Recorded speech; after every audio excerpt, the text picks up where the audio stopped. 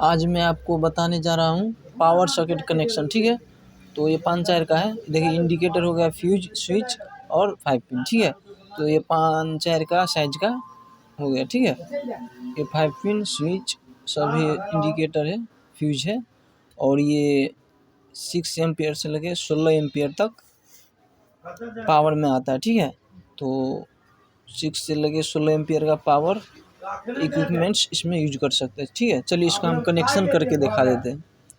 तो देखिए सबसे पहला ऊपर का जो हो गया फ्यूज में हम पहले एक साइड कनेक्शन कर देते हैं। ठीक है, तो फ्यूज का एक साइड कनेक्शन हो गया, और कनेक्शन होने के बाद फिर फ्यूज में से स्विच के नीचे पॉइंट में कनेक्शन करेंगे। ठीक है, तो ये फ्यूज में से इधर स्विच के नीचे पॉइंट में आ गया। ठीक है, चलिए हम कनेक्शन कर देते।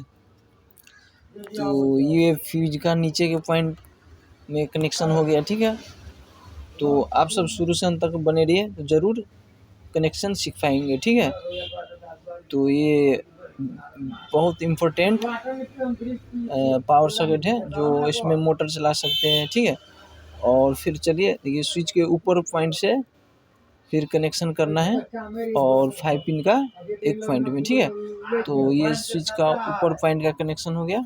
चलिए ज्वाइन कर देते हैं, और ये फिर हो गया 5 पिन में। ठीक है, फिर इसके बाद 5 पिन में चलिए कॉमन कर देते हैं, और 5 पिन में हम कनेक्शन करेंगे। ठीक है, और कॉमन जो हुआ है उसको एक वायर इंडिकेटर में जोड़ेंगे। ठीक है, तो ये 5 पिन में जो ये फेज हो गया, फेज साइड का हो गया। ठीक है, तो देखिए ये 5 पिन में कनेक्शन हो गया।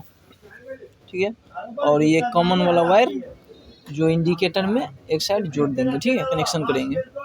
तो चलिए इसको हम इंडिकेटर में कनेक्शन कर देते हैं। ठीक है, चलिए तो ये इंडिकेटर में कनेक्शन कर रहा हूँ। ठीक है, तो आप सब इसी तरीक़ा से एकदम परफेक्ट इसको वायरिंग कनेक्शन कर सकते हैं। ठीक है, तो इधर ये कनेक्शन हो गया। ठीक है, और उसके बाद चलिए फिर दिखाते हैं। फिर ये इंडिकेटर का एक फेज पॉइंट हो गया, ये न्यूट्रल हो गया। तो अभी ये न्यूट्रल कनेक्शन दे रहा हूँ, जो फिर इसको हम एक साइड इंडिकेटर का जो फेज न्यूट्रल होता है, तो वो एक न्यूट्रल मैंने इधर कनेक्शन कर दिया। ठीक है, और फिर चलिए मेन लाइन सप्लाई इसमें देंगे इनपुट। ठीक है, तो चलिए आपको दिखा देते मेन लाइन जो होता है इनपुट न्यूट्रल फेज कैसे कनेक्शन किया जाता है। ठीक है, तो आप सब बने रहिए, तो ज़रूर सीख पाएंगे। ठीक है,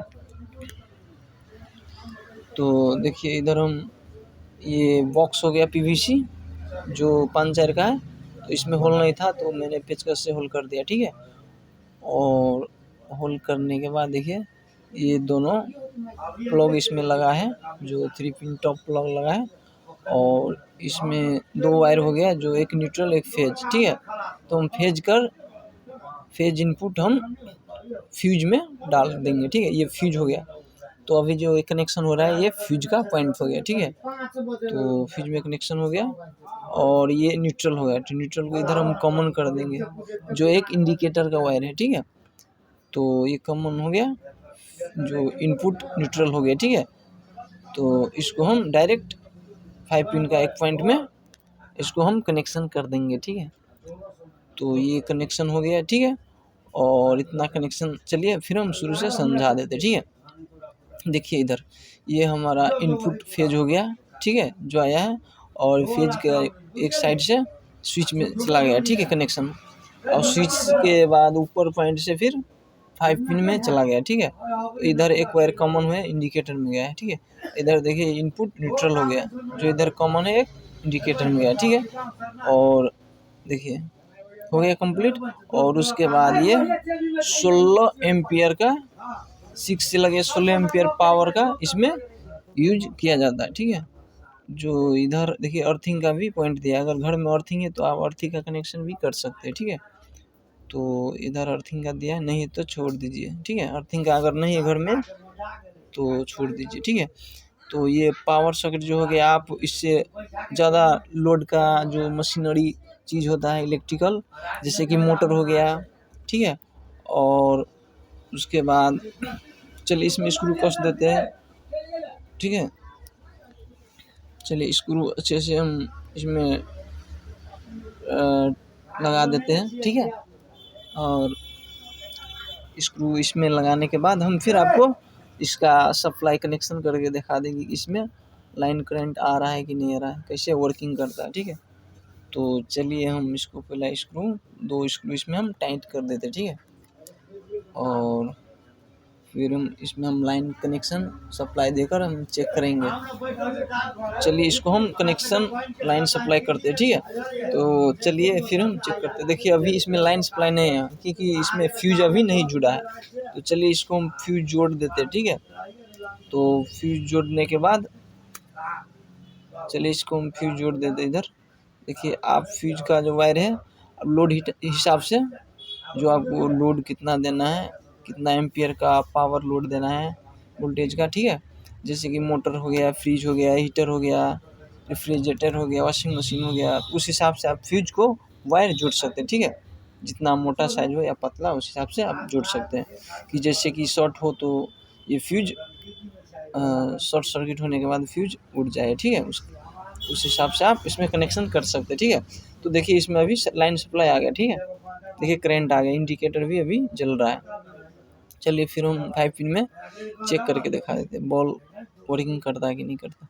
देखिए बिल्कुल वर्किंग कर रहा है, ठीक है, ठीक है। तो आप सब इसी तरीक़ा से आप कनेक्शन कर सकते हैं, ठीक है। देखिए स्विच बिल्कुल काम कर रहा है, देखिए फ्यूज भी एकदम काम कर रहा है। तो आप इसी तरीक़ा से परफेक्ट कनेक्शन, ठीक है। तो आप इस तरीक़ा से आप सीख सकते हैं। अपने घर का काम भी बिना इलेक्ट्रिशियन का भी आप अपने घर में इस पावर से कनेक्शन कर सकते हैं, ठीक है। जैसे कि इलेक्ट्रिशियन खर्च जो है बच जाए, ठीक है।